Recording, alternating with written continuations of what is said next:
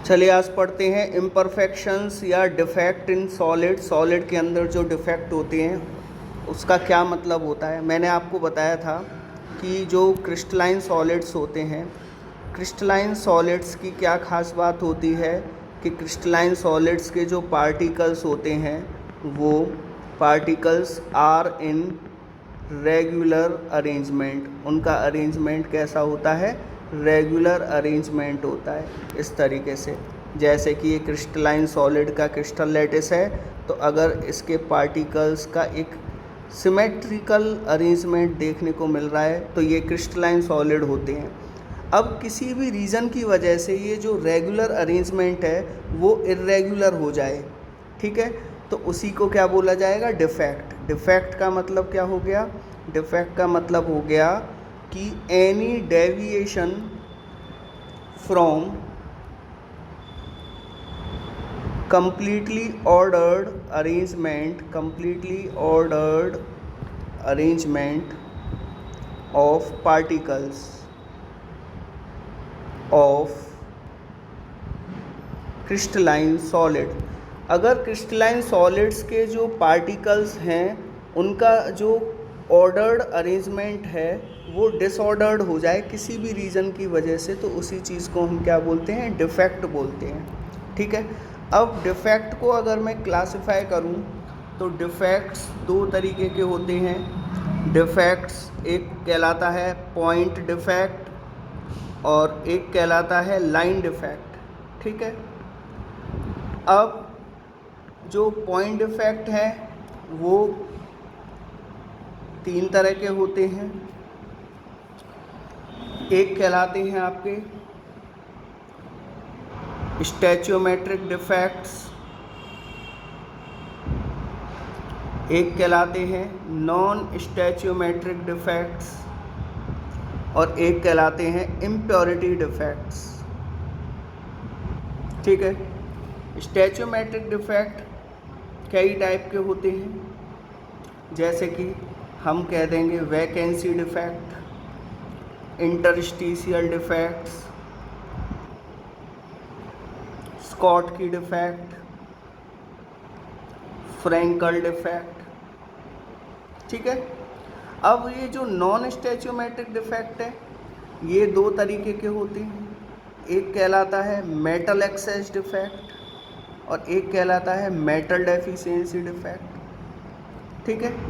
Metal access defect दो तरीके के होते हैं, by anion vacancy, by excess of cation. Metal deficiency defect दो तरीके के होते हैं, बाय कैटायन वैकेंसी और बाय एक्सेस ऑफ एनायन, ठीक है। तो इस तरीके से हम क्लासिफाई कर सकते हैं डिफेक्ट्स को। तो एक एक करके हम डिफेक्ट्स को पढ़ते हैं। ये पूरा टॉपिक दो वीडियोस में कवर होगा। तो आज हम पॉइंट डिफेक्ट के अंदर नॉन स्टैचियोमेट्रिक डिफेक्ट्स को कवर करेंगे। तो सबसे पहले पॉइंट डिफेक्ट क्या होते हैं? पॉइंट डिफेक्ट का मतलब है defect around any atom. Defect around any atom, अगर किसी एटम के अराउंड कोई डिफेक्ट आ जाए तो उसको पॉइंट डिफेक्ट कहते हैं। यहाँ पर पॉइंट का मतलब एटम से है। जैसे कि ये कोई क्रिस्टलाइन सॉलिड के पार्टिकल्स रेगुलरली अरेंज्ड हैं और किसी भी कारण की वजह से किसी एक पॉइंट के अराउंड जो एटम्स हैं वो गड़बड़ हो गए इस तरीके से। तो आप देख पा रहे होंगे कि ये जो रेड कलर वाला एटम है इसके चारों तरफ के एटम्स इर्रेगुलर हो गए, तो ये हो गया आपका पॉइंट डिफेक्ट। एक होता है लाइन डिफेक्ट। लाइन डिफेक्ट में क्या होता है कि एटम्स की पूरी लाइन जो है उसमें डिफेक्ट आ जाता है। जैसे कि एटम की एक लाइन ये हो गई, दूसरी लाइन ये हो गई, तीसरी लाइन ये हो गई। अब लाइन डिफेक्ट में क्या होगा कि पूरी की पूरी लाइन जो है उसमें गड़बड़ी आ जाती है। इस तरीके से, ये एक लाइन, ये दूसरी लाइन, लेकिन तीसरी लाइन के जो एटम्स हैं उनकी पोजीशन जो है अलग हो गई, तो इसको बोलते हैं हम लाइन डिफेक्ट। तो लाइन डिफेक्ट आपके सिलेबस में नहीं है, तो हम पॉइंट डिफेक्ट पढ़ेंगे। अब पॉइंट डिफेक्ट के अंदर हम बात करते हैं सबसे पहले वैकेंसी डिफेक्ट की। वैकेंसी डिफेक्ट को थर्मोडायनेमिक डिफेक्ट भी कहते हैं, थर्मोडायनेमिक डिफेक्ट। थर्मोडायनेमिक डिफेक्ट क्यों कहते हैं? क्योंकि ये हीटिंग की वजह से होती है, बाय हीटिंग ऑफ सॉलिड। अगर किसी सॉलिड को आप हीट कर रहे हो तो उसकी वजह से उसमें जो डिफेक्ट डेवलप होता है वो वैकेंसी डिफेक्ट कहलाता है। वैकेंसी डिफेक्ट में क्या होता है, जैसे मान के चलिए ये एटम्स हैं सॉलिड के, और आपने जैसे ही हीटिंग कराई इसकी, तो कोई एक एटम अपनी पोजीशन छोड़ के सॉलिड से बाहर चला गया। तो जो एटम पोजीशन छोड़ के सॉलिड से बाहर चला जाएगा तो उसकी जगह पर सॉलिड के अंदर क्या डेवलप हो जाएगी, वैकेंसी डेवलप हो जाएगी। ठीक है, तो इस तरह के डिफेक्ट को हम क्या कहते हैं, वैकेंसी डिफेक्ट कहते हैं। दूसरा डिफेक्ट पढ़ते हैं। दूसरे डिफेक्ट में क्या होता है, ये कहलाता है आपका इंटरस्टिशियल डिफेक्ट। ठीक है, मान के चलिए कि ये सॉलिड के एटम्स हैं और बीच में आपको ये जो गैप दिखाई दे रहे हैं, इन गैप्स को हम इंटरस्टिसीज कहते हैं। ठीक है, तो मान के चलिए कि अगर कुछ एटम्स इनकी इंटरस्टिसीज में आके बैठ जाएं, कुछ एटम्स इनकी इंटरस्टिसीज में आके बैठ जाएंगे, तो इस तरीके से जो डिफेक्ट डेवलप होता है उसको हम इंटरस्टिशियल डिफेक्ट कहते हैं। उसके बाद नंबर 3 हम बात करते हैं स्कॉटकी डिफेक्ट की। अच्छा, स्कॉटकी डिफेक्ट हमेशा आयोनिक सॉलिड्स के अंदर पाया जाता है। इससे ऊपर जितने भी हैं ये इंटरस्टिशियल डिफेक्ट, ये नॉन आयोनिक सॉलिड्स के अंदर मिलेगा। वैकेंसी डिफेक्ट ये भी नॉन आयोनिक सॉलिड्स के अंदर मिलेगा, लेकिन स्कॉटकी डिफेक्ट आयोनिक सॉलिड्स के अंदर मिलता है। ठीक है, फॉर एग्जांपल NaCl के अंदर स्कॉटकी डिफेक्ट मिलेगा। स्कॉटकी डिफेक्ट में होता क्या है कि मान के चलिए कि ये NaCl का क्रिस्टल है। ठीक है, Na पॉजिटिव और Cl नेगेटिव का क्रिस्टल है। अब देखो इसके अंदर क्या होने वाला है कि इक्वल नंबर ऑफ कैटायन और एनायन अपनी पोजीशन छोड़ के सॉलिड से बाहर चले जाएंगे। जैसे कि मान के चलो यहाँ से ये एक Na पॉजिटिव बाहर गया तो एक नेगेटिव ही सॉलिड से बाहर चला जाएगा। तो जितने पॉजिटिव जाएंगे उतने ही नेगेटिव जाएंगे, उससे हमारा जो सॉलिड है वो न्यूट्रल बना रहता है। क्लियर है? अब अगर ये सॉलिड से बाहर चले जाएंगे तो सॉलिड से बाहर जाने के बाद यहाँ पर क्या रह जाएंगी, यहाँ पर खाली वैकेंसी बची रह जाएंगी। इस तरीके से ये वैकेंसी बची रह गई। तो इस तरह के डिफेक्ट को हम क्या कहते हैं, स्कॉटकी डिफेक्ट। इसके अंदर इक्वल नंबर ऑफ पॉजिटिव और नेगेटिव चार्ज अपनी पोजीशन को छोड़ के चले जाते हैं तो सॉलिड के अंदर वैकेंसी बन जाती हैं। उसी डिफेक्ट को स्कॉटकी डिफेक्ट कहते हैं। अब देखो चार्जेस का लॉस हो रहा है, चार्ज लॉस हो रहा है, तो चार्ज लॉस का मतलब हुआ हर चार्ज का कोई ना कोई मास होता है, तो मास का लॉस हुआ, और मास का लॉस हुआ तो डेंसिटी का लॉस हुआ। तो स्कॉटकी डिफेक्ट की वजह से सॉलिड की डेंसिटी क्या हो जाती है, डिक्रीज़ हो जाती है। क्लियर है? NaCl के अलावा और किस किस में इस तरह का डिफेक्ट पाया जाता है, तो KCl में पाया जाता है, KBr में पाया जाता है, CaCl में पाया जाता है, AgBr के अंदर पाया जाता है। ठीक है, किस तरह के सॉलिड्स के अंदर स्कॉटकी डिफेक्ट मिलेगा? ऐसे सॉलिड्स जिनका हाई कोऑर्डिनेशन नंबर होता है, हाई कोऑर्डिनेशन नंबर होता है, और ऐसे सॉलिड्स जिनके कैटायन का साइज ऑफ कैटायन और साइज ऑफ एनायन लगभग बराबर होते हैं। एनायन और कैटायन के साइज़ लगभग सिमिलर होते हैं, ऐसे सॉलिड्स के अंदर स्कॉटकी डिफेक्ट पाया जाता है। क्लियर है? तो अब हम पढ़ते हैं फ्रैंकल डिफेक्ट। फ्रैंकल डिफेक्ट के अंदर ये भी नॉन आयोनिक सॉलिड्स के अंदर पाया जाता है, आयोनिक सॉलिड्स के अंदर पाया जाता है, ये भी आयोनिक सॉलिड्स के अंदर पाया जाता है। ठीक है, अब देखो स्कॉटकी डिफेक्ट के अंदर क्या होगा कि मान के चलिए ये कोई मेरे पास आयोनिक सॉलिड है, ए पॉजिटिव बी नेगेटिव, ठीक है, और ये जो मैं बना रहा हूँ वो उसका क्रिस्टल लैटिस है, ए पॉजिटिव बी नेगेटिव का क्रिस्टल लैटिस है। ठीक है, तो अब आप देख रहे हो आयंस के बीच में जो ये खाली जगह आपको दिखाई दे रही है, ये इंटरस्टिसीज कहलाती हैं, इंटरस्टिसीज। तो देखिए फ्रैंकल डिफेक्ट में क्या होता है कि जनरली जो कैटायन होते हैं, कुछ कैटायंस अपनी पोजीशन छोड़ के इंटरस्टिसीज में जाके सेट हो जाएंगे, इंटरस्टिसीज में जाके सेट हो जाते हैं। तो जैसे ये ए पॉजिटिव अगर इंटरस्टिसीज में चला जाएगा, ये वाला ए पॉजिटिव इंटरस्टिसीज में चला गया, तो क्या होने वाला है कि इनकी पोजीशन अब जो है खाली हो जाएगी, जिसको हम क्या बोलेंगे, वैकेंसी। क्लियर है? लेकिन याद रखना कोई भी आयन सॉलिड से बाहर नहीं गया, सॉलिड के अंदर ही रहा ए पॉजिटिव, लेकिन लैटिस पॉइंट पे ना रह के वो इंटरस्टिशियल साइड्स में चला गया, होल्स के अंदर चला गया। क्लियर है? तो इस तरीके से सॉलिड के अंदर जो डिफेक्ट डेवलप हुआ है, उस डिफेक्ट को हम फ्रैंकल डिफेक्ट बोलेंगे। अब देखो कोई भी आयन सॉलिड से बाहर नहीं गया, तो यहाँ पर मास का कोई भी लॉस नहीं है, मास कैसा रहा, अनचेंज्ड रहा। तो मास अनचेंज्ड रहा तो इसमें डेंसिटी पे भी कोई भी चेंज नहीं आता, डेंसिटी भी अनचेंज्ड रहती है। तो अब किस तरह के सॉलिड्स के अंदर फ्रैंकल डिफेक्ट पाया जाता है, जिनका कोऑर्डिनेशन नंबर लो होता है, पहली बात।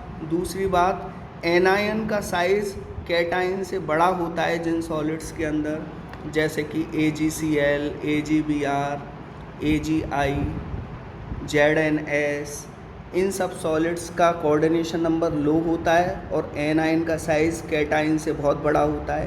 तो इन सॉलिड्स के अंदर फ्रैंकल डिफेक्ट पाया जाता है।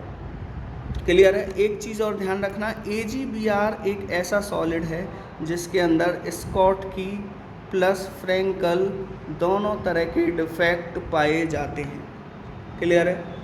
चलिए, अच्छा इनको हम स्टैचियोमेट्रिक डिफेक्ट क्यों कहते हैं? स्टैचियोमेट्रिक डिफेक्ट का मतलब होता है कि ratio of cation to anion 1 होना चाहिए। ठीक है, कैटायन की संख्या बटे में एनायन की संख्या 1 रहनी चाहिए। आप ज़रा काउंट करके देखेंगे फ्रैंकल डिफेक्ट के अंदर कितने कैटायंस हैं, कितने कैटायंस हैं। तो 1 2 3 4 5 6 कैटायन है, और एनायन कितने हैं, एनायन की संख्या काउंट करें तो आपको बी नेगेटिव काउंट करने हैं, बी नेगेटिव 1 2 3 4 5 6, एनायन भी 6 है, तो 6/6 1 आना चाहिए। स्कॉटकी डिफेक्ट में आप देख सकते हो, ये स्कॉटकी डिफेक्ट का डायग्राम है। कैटायन कितने हैं, 1 2 3 4 5 कैटायन हैं अपॉन में। एनायन कितने हैं, 1 2 3 4 5 ही एनायन है। तो जो रेशियो निकल के आना चाहिए कैटायन टू एनायन, वो हमेशा 1 हो, उनको हम कहते हैं स्टैचियोमेट्रिक डिफेक्ट। अब हम अगर बात करें नॉन स्टैचियोमेट्रिक डिफेक्ट के अंदर, तो नॉन स्टैचियोमेट्रिक डिफेक्ट्स के अंदर कैटायन अपॉन एनायन का जो रेशियो है वो नॉट इक्वल टू 1 होता है। तो यहाँ 2 पॉसिबिलिटी हो गई। नॉट इक्वल टू 1 का मतलब या तो कैटायन की संख्या एनायन से ज़्यादा होगी या कैटायन की संख्या एनायन से कम होगी। अगर ज़्यादा होगी तो वो कहलाएगा आपका मेटल एक्सेस डिफेक्ट, यानी मेटल एक्सेस डिफेक्ट के अंदर नंबर ऑफ कैटायन एनायन से ज़्यादा होते हैं। और एक हो गया आपका metal deficiency defect. Metal deficiency defect के अंदर कैटायन की संख्या एनायन से कम होती है। तो हम सबसे पहले मेटल एक्सेस डिफेक्ट पढ़ते हैं। मेटल एक्सेस डिफेक्ट दो तरीके के होते हैं। पहला टाइप है बाय एनायन वैकेंसी, ये इम्पॉर्टेंट है। मान के चलिए कि मेरे पास कोई NaCl क्रिस्टल है और इस NaCl क्रिस्टल को मैं हीट कर रहा हूँ इन the environment of sodium vapour. दोबारा से रिपीट कर रहा हूँ, NaCl क्रिस्टल को हम हीट कर रहे हैं। ये NaCl क्रिस्टल है, इसको हीट कर रहे हैं in the environment of sodium vapours. बाहर मैंने Na लिख दिया है, ये सोडियम वेपर्स हैं। सोडियम वेपर्स में मैं NaCl को हीट कर रहा हूँ तो क्या होगा कि कुछ Cl नेगेटिव आयन सॉलिड से बाहर आ जाएंगे। तो सॉलिड के अंदर क्या रह जाएगा, एक वैकेंसी रह जाएगी सॉलिड के अंदर। इस वैकेंसी को हम क्या कहेंगे, एनायन वैकेंसी, क्योंकि यहाँ पर पहले क्या था, एनायन था, Cl नेगेटिव। हीटिंग करने से कुछ Cl नेगेटिव सॉलिड से बाहर चले गए। अब Cl नेगेटिव की प्रेजेंस में ये बाहर वाला जो सोडियम है वो एक इलेक्ट्रॉन लूज़ कर देगा और ये किस में कन्वर्ट हो जाएगा, ये कन्वर्ट हो जाएगा Na पॉजिटिव में। अब इस सोडियम ने एक इलेक्ट्रॉन जो लूज़ किया है वो इस एनायन वैकेंसी में जाके ट्रैप हो जाएगा और इस एनायन वैकेंसी में ट्रैप होने के बाद अब इस साइट को, इस जगह को हम बोलेंगे F सेंटर। क्या बोलेंगे, F सेंटर। यानी F सेंटर वो सभी साइट्स होती हैं, वो सभी जगह होती हैं जहाँ पर इलेक्ट्रॉन ट्रैप हो जाता है। What is the role of F centre. F centre क्या होते हैं, F माने होता है फारबे, फारबे माने होता है कलर, यानी F सेंटर को बोला जाता है कलर प्रोड्यूसिंग सेंटर्स। यानी जिन सॉलिड्स के अंदर F सेंटर पाया जाता है उन सॉलिड्स के अंदर कोई ना कोई कलर डेवलप हो जाता है। जैसे कि NaCl के अंदर ये F सेंटर प्रेजेंट होने की वजह से NaCl का कलर कैसा हो जाता है, येलो हो जाता है। KCl के अंदर ये वाला डिफेक्ट आ जाने से उसका कलर वायलेट हो जाता है और LiCl के अंदर ये वाला डिफेक्ट आ जाने से उसका कलर कैसा हो जाता है, पिंक कलर हो जाता है। तो इस तरह के डिफेक्ट को एनायन वैकेंसी डिफेक्ट कहते हैं और ये एक मेटल एक्सेस डिफेक्ट है, क्योंकि आप काउंट करोगे तो इसके अंदर कैटायन ज़्यादा होंगे। देखो काउंट कर लो, 1 2 3 4 5 6 कैटायन है और एनायन काउंट करो, 1 2 3 4 5 एनायन है, 6 कैटायन है। तो कैटायन की संख्या ज़्यादा है, इसलिए ये मेटल एक्सेस डिफेक्ट है। मेटल एक्सेस डिफेक्ट के अंदर जब आपने फ्लो चार्ट देखा होगा तो दूसरा टाइप जो था वो दूसरा टाइप क्या था, bye excess of cation. Bye excess of cation defect को भी पढ़ लेते हैं। तो नंबर 2 हो गया bye excess of cation defect. इसके अंदर क्या होता है कि एक क्वेश्चन आता है कि ZNO जो है वाइट कलर का होता है, लेकिन जब आप इसे हीट करोगे तो ये येलो कलर का हो जाता है। ये क्यों होता है, क्योंकि इसके अंदर excess of cation defect develop हो जाता है। होता क्या है कि जब आप ZNO को हीट करोगे तो ZNO कन्वर्ट हो जाता है Zn2 positive plus half O2 plus 2 electron. Clear है। अब मान के चलिए कि ZNO का क्रिस्टल है जो मैं बना रहा हूँ, ये ZNO का क्रिस्टल है। मैं बना लेता हूँ इसको पहले, फिर समझाऊँगा। ये हो गया ZNO का क्रिस्टल, ठीक है। अब आप यहाँ बीच में ये जो खाली जगह आपको दिखाई दे रही हैं ये इंटरस्टिसीज कहलाती हैं। इंटरस्टिसीज यानी कि होल्स कहलाते हैं। अब क्या होगा कि ZNO को हीट करने पे जो excess of Zn2 positive ions develop हुए हैं वो इंटरस्टिसीज में जाके बैठ जाएंगे। ये इंटरस्टिसीज में जाके बैठ गए ये वाले Zn2 पॉजिटिव, और उसकी बगल वाली इंटरस्टिसीज में ये जो 2 इलेक्ट्रॉन दिखाई दे रहे हैं वो जाके बैठ जाएंगे,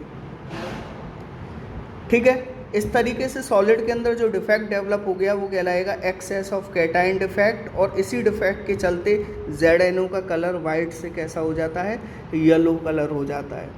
इसको एक्सेस ऑफ कैटायन क्यों कह रहे हैं, क्योंकि कैटायन काउंट करो, 1 दो, तीन, चार, पाँच, छः, सात, सात कैटायन हैं। और जब आप एनायन काउंट करोगे तो 6 बैठेंगे, 1 2 3 4 5 6, यानी कैटायन ज़्यादा हैं। एक्सेस ऑफ कैटायन डिफेक्ट कहलाता है ये। चलिए मेटल डेफिशिएंसी डिफेक्ट भी चलो कवर कर लेते हैं इसी वीडियो के अंदर। मेटल डेफिशिएंसी डिफेक्ट, इन डिफेक्ट्स के अंदर क्या होने वाला है कि कैटायन की संख्या एनायन से कम होगी। कैसे कम होगी? मान के चलो मेरे पास FeO का क्रिस्टल है और इस तरीके से मैं FeO का क्रिस्टल बना देता हूँ फटाफट से, फिर आपको समझाऊंगा। ये FeO, Fe+2O2 negative, Fe+2O2 negative. अब क्या होता है कि किसी रीज़न की वजह से, किसी भी रीज़न की वजह से कोई भी दो Fe2 पॉजिटिव Fe3 पॉजिटिव में कन्वर्ट हो जाते हैं। Fe2 पॉजिटिव किस में कन्वर्ट हो जाते हैं? Fe3 पॉजिटिव में कन्वर्ट हो जाते हैं। तो सॉलिड पर overall 2 positive extra charge develop हो गया, सॉलिड पर ओवरऑल 2 पॉजिटिव एक्स्ट्रा चार्ज आ गया। अब उस 2 पॉजिटिव एक्स्ट्रा चार्ज को न्यूट्रलाइज करने के लिए यहाँ से एक Fe2 पॉजिटिव सॉलिड से बाहर चला जाएगा। मान के चलो ये Fe2 पॉजिटिव सॉलिड से बाहर चला गया, तो अब यहाँ पर एक वैकेंसी डेवलप हो जाएगी। Fe2 पॉजिटिव सॉलिड से बाहर क्यों गया? क्योंकि अब सॉलिड न्यूट्रल बना रहेगा, लेकिन एक वैकेंसी छोड़ गया पीछे। इस वैकेंसी की वजह से डिफेक्ट डेवलप हो गया, इसको कहेंगे मेटल डेफिशिएंसी डिफेक्ट। क्योंकि कैटायन की संख्या एनायन से कम बैठेगी। कैटायन है आपके पास 1 2 3 4 5, 5 कैटायन है। एनायन कितने हैं? 1 2 3 4 5 6। तो ये हो गया मेटल डेफिशिएंसी डिफेक्ट। एक और तरह का डिफेक्ट है जिसको हम बोलते हैं इम्प्योरिटी डिफेक्ट। जैसा कि नाम से ही पता चल रहा है कि इसके अंदर हम सॉलिड में कुछ इम्प्योरिटीज़ मिलाएंगे, और सॉलिड में इम्प्योरिटी मिलाने की जो प्रोसेस होती है उसको डोपिंग बोलते हैं। सॉलिड के अंदर इम्प्योरिटी मिलाते ही एक डिफेक्ट डेवलप होगा, उसको इम्प्योरिटी डिफेक्ट कहेंगे। जैसे कि मान के चलिए मैं NaCl सॉलिड के अंदर एक इम्प्योरिटी मिला रहा हूँ और उस इम्प्योरिटी को बोलेंगे SrCl2, यानी NaCl के अंदर SrCl2 मिला रहा हूँ, तो ये हो गया NaCl क्रिस्टल, NaCl क्रिस्टल। और इसके अंदर मैंने SrCl2 मिला रहा हूँ, तो SrCl2 में से Sr2 पॉजिटिव एंटर करेगा इस सॉलिड के अंदर। तो जैसे ही एक Sr2 पॉजिटिव एंटर करेगा तो यहाँ से 2 Na पॉजिटिव बाहर चले जाएंगे, जिससे कि सॉलिड न्यूट्रल बना रहे। क्योंकि Sr2 पॉजिटिव एंटर कर रहा है तो 2 एक्स्ट्रा पॉजिटिव चार्ज लेके जा रहा है। अब उस एक्स्ट्रा पॉजिटिव चार्ज को न्यूट्रलाइज करने के लिए यहाँ से 2 Na पॉजिटिव चले जाएंगे। अब यहाँ से Na पॉजिटिव चले जाएंगे तो यहाँ पर खाली जगह छोड़ जाएंगे, खाली जगह छूट गई। अब ये जो 2 खाली जगह हैं इनमें से किसी एक में जाके ये Sr2 पॉजिटिव बैठ जाएगा, किसी एक में जाके ये Sr2 पॉजिटिव बैठ गया, और एक कैटायन वैकेंसी जो है खाली बनी रहेगी। इसका मतलब एक Sr2 पॉजिटिव जब जाएगा तो एक ही कैटायन वैकेंसी, अगर 2 Sr2 पॉजिटिव जाएंगे तो 2 कैटायन वैकेंसी, यानी number of impurity ions equal to number of cation vacancy, number of cation vacancy. जितने इम्प्योरिटी आयन अंदर जाएंगे उतनी ही कैटायन वैकेंसी डेवलप होंगी। इस तरह के डिफेक्ट को इम्प्योरिटी डिफेक्ट बोला जाता है। क्लियर है? एक क्वेश्चन भी है NCERT में कि अगर NaCl के अंदर 10⁻³ मोल % SrCl2 ऐड कर दिया जाए तो कितनी कैटायन वैकेंसी डेवलप होंगी? NaCl के अंदर 10⁻³ मोल %, यानी 10⁻³ मोल परसेंट का मतलब हुआ 10⁻³ मोल, और परसेंट को हटाएंगे अपॉन में 100, यानी 10⁻5 मोल SrCl2 ऐड किया है। तो कितनी कैटायन वैकेंसी बनेंगी? इतनी ही कैटायन वैकेंसी बनेंगी जितना SrCl2 है, क्योंकि अभी बताया था कि जितने Sr2 पॉजिटिव एंटर करेंगे उतनी ही कैटायन वैकेंसी। तो कैटायन वैकेंसी कितनी डेवलप हो गई? कैटायन वैकेंसी डेवलप हो गई 10⁻5 मोल, और 1 मोल का मतलब होता है 6.022 इंटू 10⁻23, तो overall 6.022 into 10⁻18 cation vacancies develop हो जाएंगी। तो इस तरीके से ये जितने भी डिफेक्ट्स थे वो अब कवर हो चुके हैं। क्लियर है? अगली वीडियो में हम electrical properties of solid and magnetic properties of solids के बारे में डिस्कस करेंगे।